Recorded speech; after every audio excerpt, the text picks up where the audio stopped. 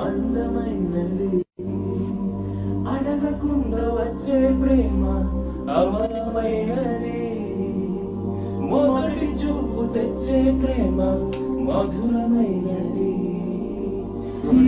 చూపు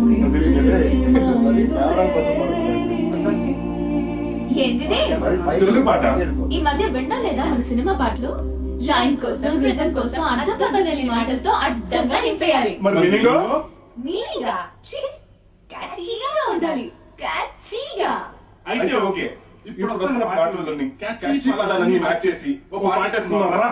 కేక